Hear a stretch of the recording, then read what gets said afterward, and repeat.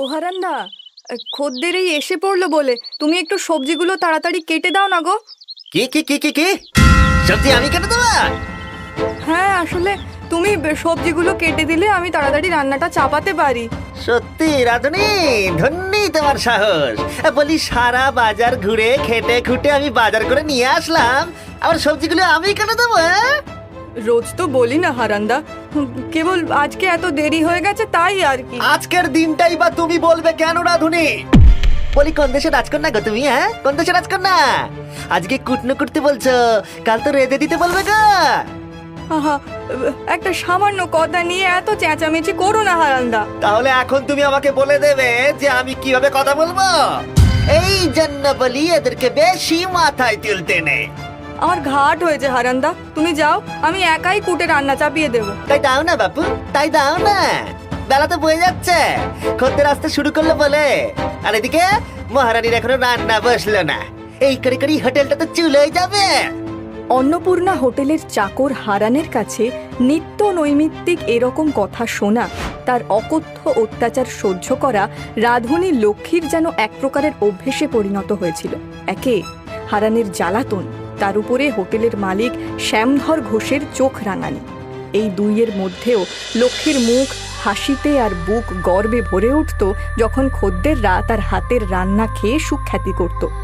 যদিও তার এই হোটেলে কাজ করার আরও একটা কারণ ছিল, তার 10 বছরের ছেলে কার্তিক। সেদিন এই যে মহারানী, বলি থালায় লুকিয়ে লুকিয়ে কি নিয়ে যাওয়া হচ্ছে শুনি? দুপুরের খাবার হারান্দা, ছেলেটা না খেয়ে বসে রয়েছে।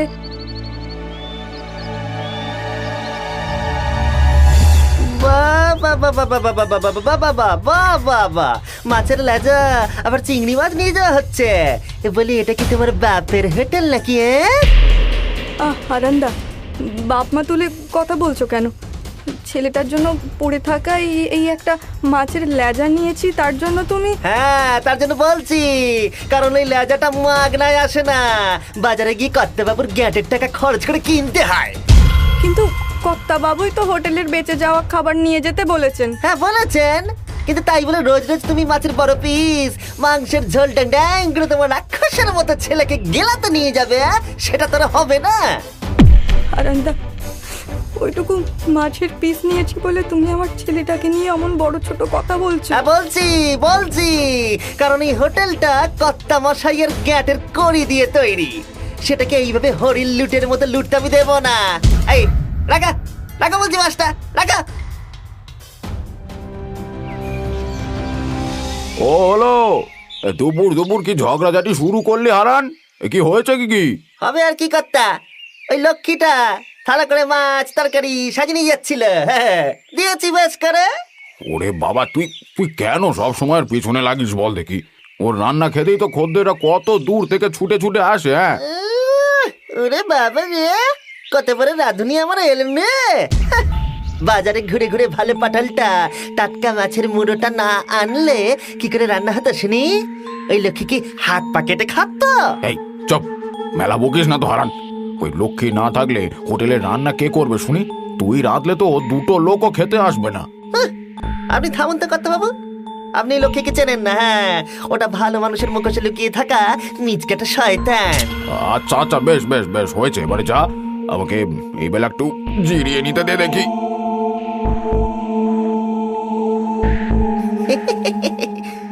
ওই বেলার জন্য বেশ বড় মাছের পেটি রাখা রয়েছে, ওইখান থেকে দুটো নিয়ে বাড়ি যাই, জমিয়ে খাওয়া যাবে।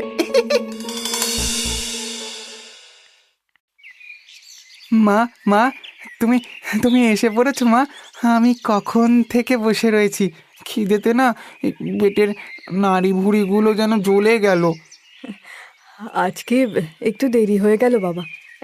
এই এই, এই নে, এই নে, নে পেট ভরে খেয়ে নে। হ্যাঁ, এ কি, আজকেও কেবল এইটুকু ভাত মা? এর থেকে দুজনে কি করে খাবো বলো দেখি? ও মা, ওতে তো কেবল তোর জন্য রয়েছে কার্তিক, আমি তো হোটেল থেকেই খেয়ে এসেছি। নে নে খেয়ে নে। উফ মা, তুমি না ঠিক করে মিথ্যে কথাটাও বলতে পারো না জানো তো। বলি আর আর কতদিন এইভাবে হাত পেটাকে থাকবো মা? কেন তুমি ওদের হোটেলে কাজ করতে যাও বলো তো? ও কি কথা বাবা, কাজ না করলে খাবো কি বল? তোকেই বা কি খেতে দেবো? খেতে তো ওরা ছাই দেয় মা। কোন দিন ভাতের ফ্যান মেশানো পাতলা ডাল ভাত, তো কোন দিন ছাড়া মোচা করে পড়ে থাকা একখণ্ড আলু আর বেগুনের তরকারি। বলি, ওদের হোটেলে কি মাছ মাংস হয় না মা? সবই হয় বাবা, এই হাতেই সের সের মাংস মাছ রান্না করি। কিন্তু এমনই কপাল তোর জন্য যে এক বাটি তুলে আনবো, সেই ক্ষমতা তোর হতভাগী মায়ের নেই রে বাবা। মা, তুমি তো এত সুন্দর রান্না করো, লোকে কত সুখ্যাতি করে, তবে কেন দিন রাত কথা শুনে ওদের হোটেলে তুমি রাঁধতে যাও? তুমি নিজের একটা হোটেল করতে পারো তো। সেই কথা কি আর ভাবিনি বাছা, কিন্তু তার জন্য যে টাকার দরকার, তোর গরিব মা সেই টাকা কোথায় পাবে বলতো?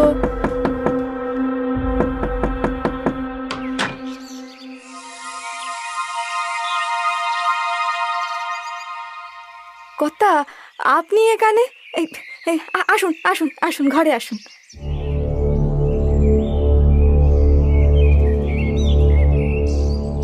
ও, এই বুঝি তোমার ঘর, তাই তো? আর এই বুঝি তোমার ছেলে? আগে হ্যাঁ কর্তা, গরিবের ঘরে কোথায় যে আপনাকে বসতে দিই। আরে আরে, সে থাক সে থাক। বসতে আমি এখানে আসিনি লক্ষ্মী, এসেছি একটা কথা বলতে। ওই অন্নপূর্ণা হোটেলে কত দেয় তোমাকে? তুমি তো আমার হোটেলে রান্না করতে পারো, আমি তোমাকে অনেক বেশি টাকা দেব।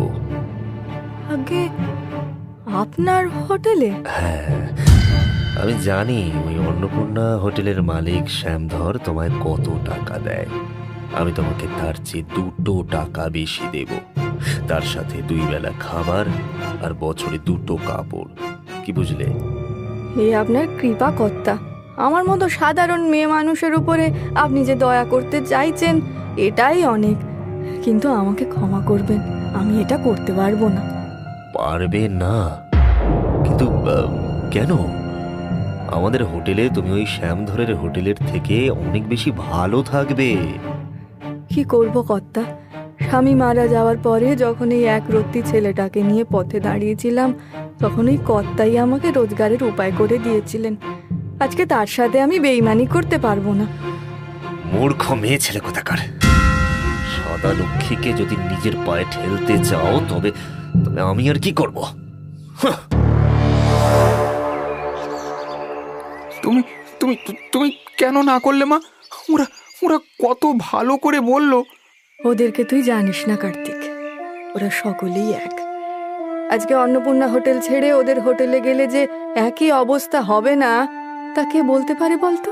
কিন্তু তোমাকে যে এখানে কত কষ্ট সইতে হয় মা। এইভাবেই কাটছিল লক্ষ্মী আর কার্তিকের জীবন। হোটেলের হেসেলে দিন রাত রান্না করেও সে না তার মনিবের কাছে আর না চাকর হারানের থেকে ভালো ব্যবহার পেত। হাড় ভাঙা খাটুনি, তার সাথে দুর্ব্যবহার জুটলেও লক্ষ্মী হাসি মুখে সব সহ্য করত। সেদিন লক্ষ্মী রান্নাঘরে উনুনে ভাত বসাতেই হারান ঢুকে বলল, এই যে রাধুনি, আমি বাজারে পোনা মাছ আর রুই মাছের কথা বলে এসেছি। তখন ও পুকুর থেকে আসেনি বলে আনতে পারিনি। আর তুমি এক কাজ করো না, তুমি কি নিয়ে এসো দেখি। আমি বাজারে গেলে রান্নার কি হবে হারান্দা? আরে বাবা, এসে করবে। এমনিতেও তো আজকে হাটবার নয়, করতে আস্তে আস্তে সেই বেলা 1টা, তার আগে রান্না হয়ে যাবে ক্ষণ।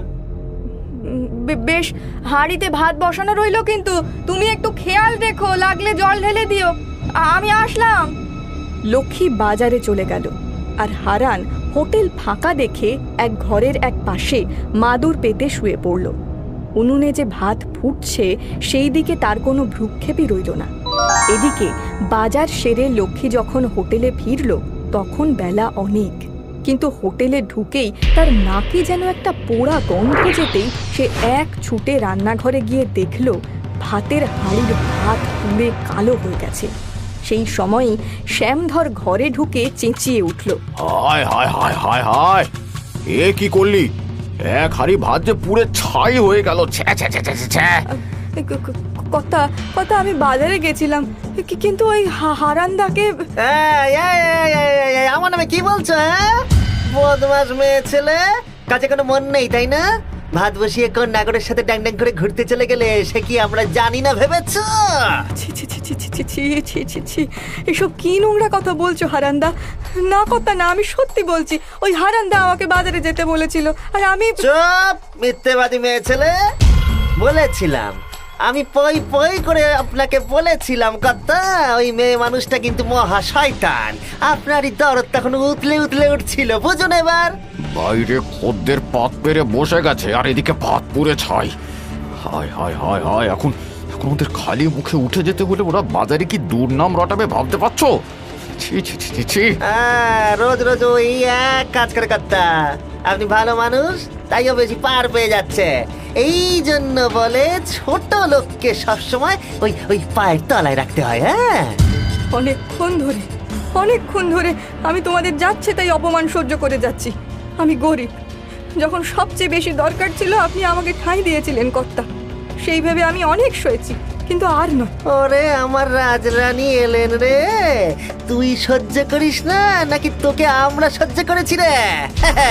দিন রাত খাবার চুরি করে নিয়েছি, সেটা জানি না ভেবেছিস? কথা অনেক হয়েছে কর্তা, আর নয়। আপনি আমার বেতন মিটিয়ে দিন, আমি কাল থেকে আর এখানে কাজ করব না। বেতন? কিসের বেতন? তোর জন্য আমার এক হাঁড়ি ভাত নষ্ট হয়ে গেল, আবার বেতন চাইছে? যা দূর হ চোখের সামনে থেকে, একটা ভাঙা পয়সাও পাবি না তুই, অপদার্থ, যা।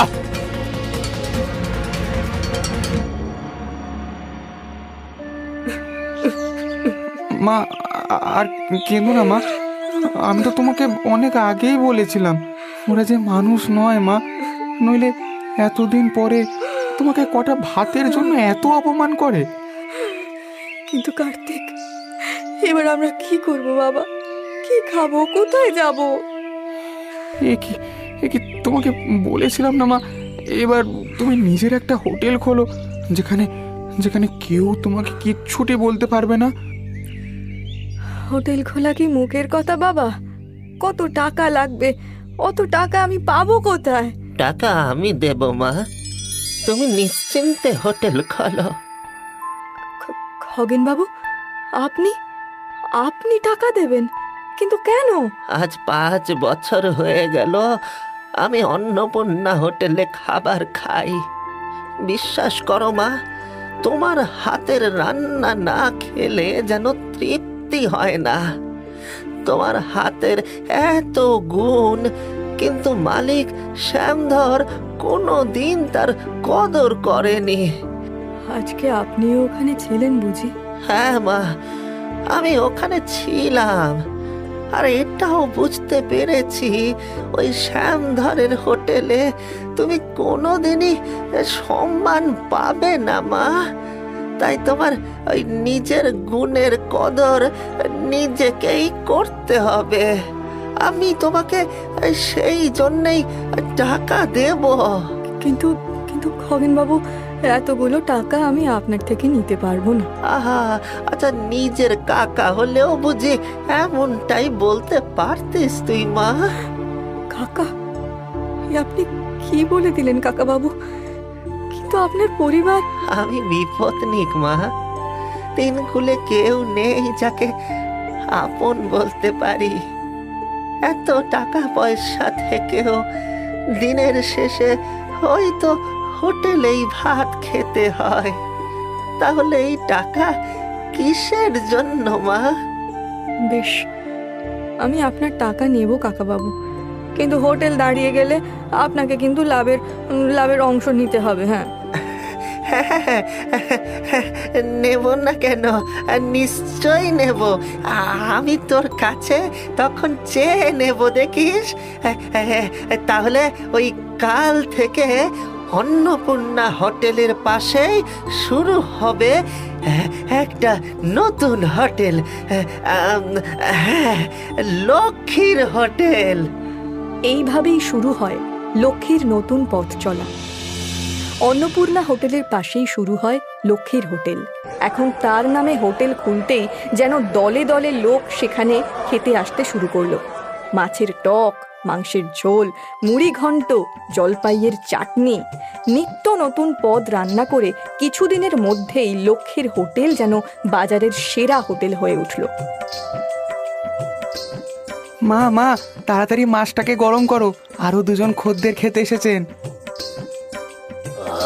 এ কি মাছের ঝাল না অমৃত! যেমন স্বাদ তেমনি গন্ধ। যা বলেছেন। আরে লাউ ঘন্টটা দিয়ে খেয়ে দেখুন, চিংড়িগুলোর জন্য স্বাদ যেন আরো বেড়ে গিয়েছে।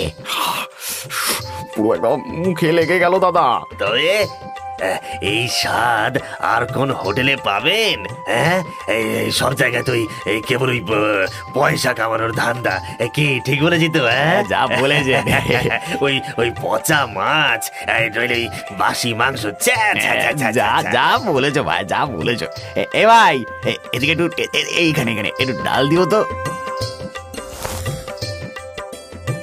দেখলি মা লক্ষ্মী, আমি বলেছিলাম না একদিন তোর রান্নার খ্যাতি বহু দূর পর্যন্ত ছড়িয়ে পড়বে। এই সবই আপনার দয়া কাকা বাবু, নইলে ছেলে নিয়ে কোথায় যে দাঁড়াতাম। সত্যি লক্ষ্মীর নাম চতুর্দিকে ছড়িয়ে পড়তে শুরু করলো।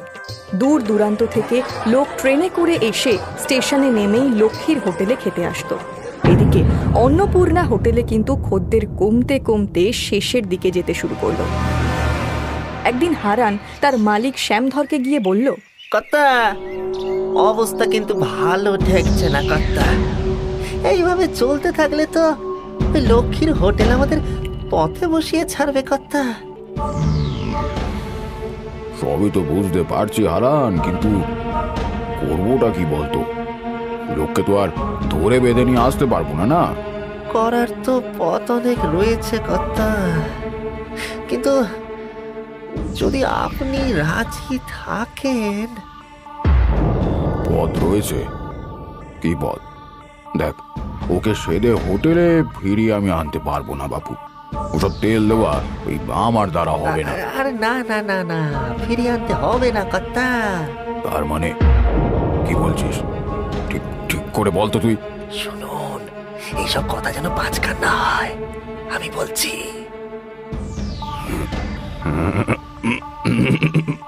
জব্বর, একদম জব্বর বন্দি। তবে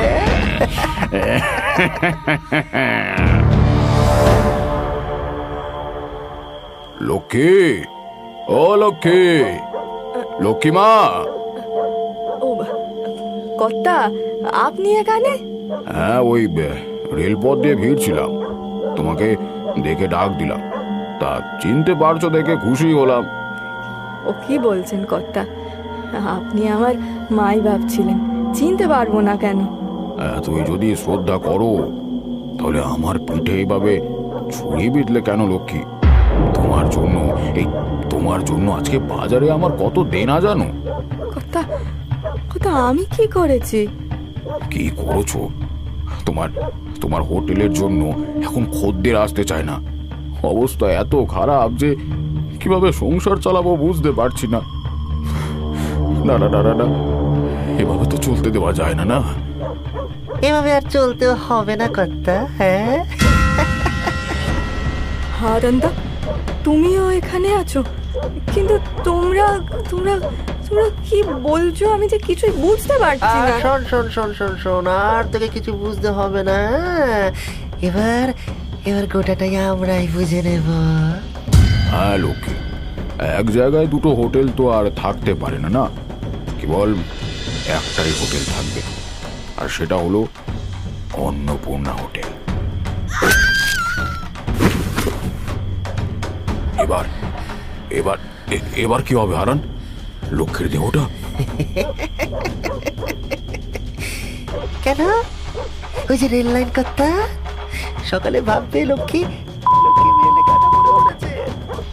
আজকে থেকে একটাই হোটেল রইল কর্তা, আর সেটা অন্নপূর্ণা হোটেল।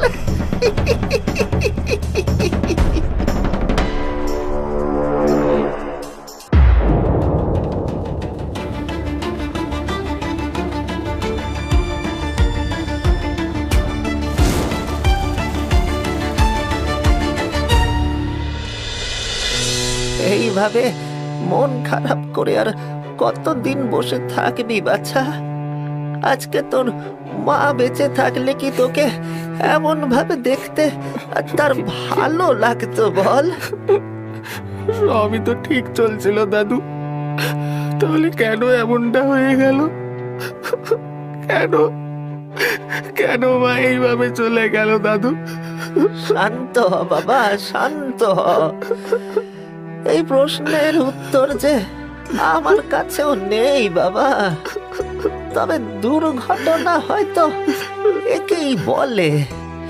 কিন্তু একটা কথা কার্তিক, এই হোটেল ছিল তোর মায়ের স্বপ্ন। তোর মায়ের অনেক আশার ছিল এই হোটেল রে। এটাকে বন্ধ হতে দিস না বাবা, দিস না। বন্ধ হতে দেব না মানে? তাহলে তাহলে কে রান্না করবে দাদু? কেন তুই করবি রান্না কার্তিক? হ্যাঁ, তুই করবি। তোর শরীরে যে লক্ষ্মীর রক্ত বইছে রে, লক্ষ্মীর গুণ তো তোর মধ্যেও রয়েছে। পারলে পারলে একমাত্র তুই পারবি। আমি কিন্তু কিন্তু দাদু, আমি যে রান্নার কিছুই জানি না। সে সব চেষ্টা করলে হয়ে যায় কার্তিক। এই হোটেল তোর তোর মায়ের নামে তৈরি। খদ্দের এখনো আসবে, শুধু শুধু আমাদেরকে ওই একটু চেষ্টা করতে হবে রে, একটু চেষ্টা। ঠিক আছে দাদু, যদি যদি মায়েরও এটাই ইচ্ছে হয় তবে তবে তাই হোক। আমি রান্না করব। মায়ের আশাকে আমি আমি আমি নষ্ট হতে দেব না দাদু। আমি নষ্ট হতে দেব না। এই তো ভালো ছেলের মতো কথা। আচ্ছা আমি যাই বরং, বুঝলি, গিয়ে ওই বাজার হাটটা করে আনি। হ্যাঁ, কাল থেকে সব নতুন করে শুরু হবে। হ্যাঁ, সব নতুন করে। এই বলে কার্তিক আর খগেন বাজার করে সব রেখে হোটেল বন্ধ করে চলে গেল। পরদিন সকালে এসে ভাড়ার ঘরের দরজা খুলতেই খগেন আর কার্তিকের যেন চক্ষু চড়ক গাছ। তারা দেখলো রান্নাঘরে সব রান্না কি যেন জাদু বলে তৈরি করে দিয়েছে। ভাত, ডাল, তরকারি, মাছ, সবকিছু। খগেন আর কার্তিক দুজনে বুঝতে চাইছিল ব্যাপারটা কি হলো। ঠিক তখনই খদ্দের এসে খেতে চাইলে কার্তিক তড়িঘড়ি খাবার বেড়ে দিল।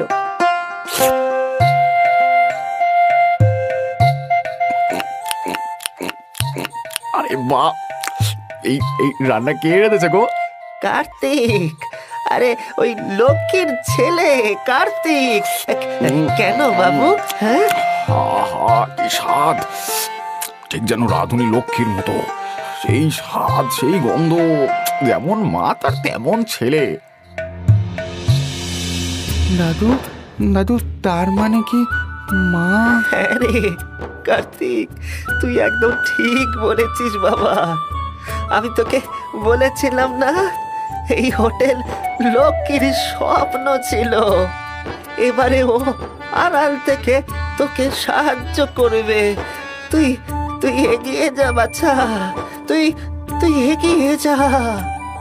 এইভাবেই কার্তিক যেন লক্ষ্মীর হোটেলকে নতুনভাবে শুরু করলো। দিকে দিকে ছড়িয়ে গেল লক্ষ্মীর ছেলে তারই মতো রান্না করে, যেন ঠিক লক্ষ্মীর রান্না। কার্তিক আর খগেন বাজার করে রেখে দেয়। এই সকালে এসে দেখে খাবার তৈরি। এইভাবেই চলতে থাকলো দিনের পর দিন। ধীরে ধীরে খবর পৌঁছলো হারান আর শ্যামধরের কানে। একদিন রাতে হারান আর শ্যামধর মদ খেয়ে ফন্দি করে লক্ষ্মীর হোটেলের সামনে গিয়ে দাঁড়াতেই দেখলো রান্নাঘর থেকে ধোঁয়া বেরোচ্ছে।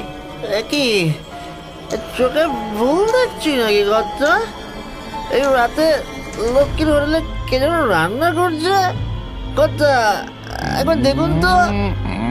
সত্যি তো, এত রাতে ভেতরে কি রয়েছে রে?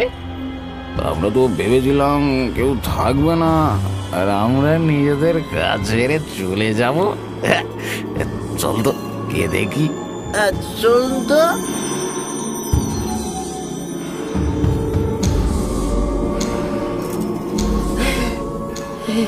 কি আমি কি আমি কি নেশার ঘরে ভুল যাচ্ছি নাকি? কি করে সম্ভব?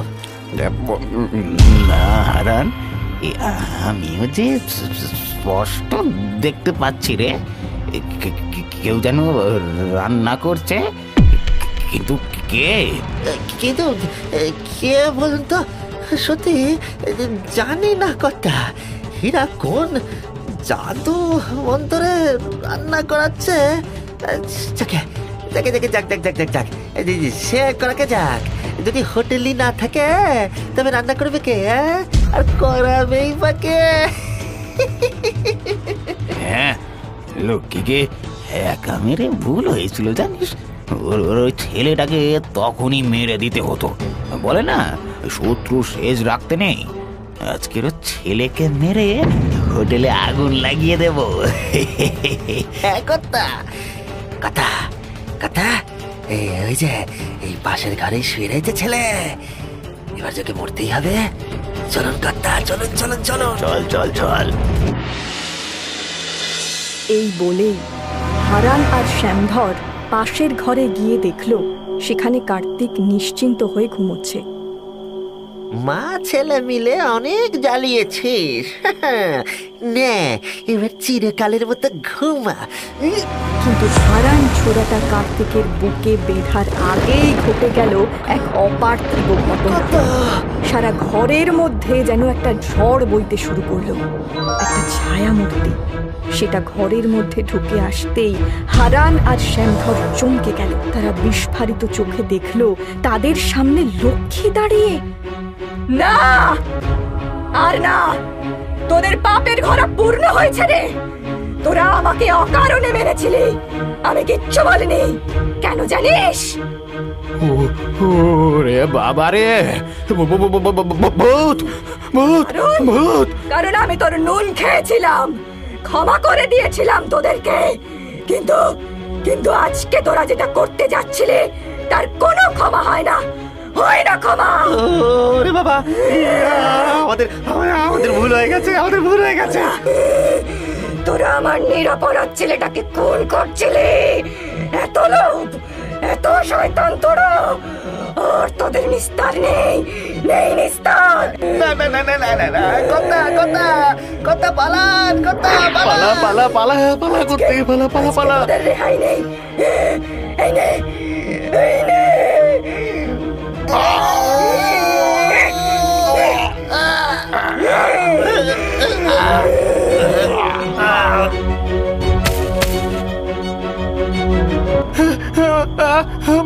মা মা মা, এটা কি কি ভয়ঙ্কর! মা মা মা, এটা কি? আমি এরকম করতে চাইনি কার্তিক। আমি ওদের ক্ষমা করে দিতে চেয়েছিলাম, কিন্তু যখন দেখলাম ওরা তোকে খুন করতে চাইছে আমি আর নিজেকে সামলাতে পারিনি বাবা।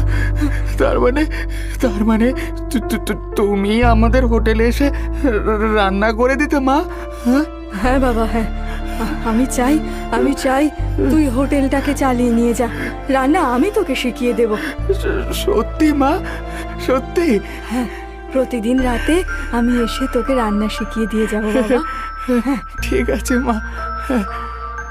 এরপর লক্ষ্মী এসে কার্তিককে রান্না শিখিয়ে দিয়ে যায়, আর ধীরে ধীরে কার্তিক হয়ে ওঠে শ্রেষ্ঠ রান্নার ঠাকুর।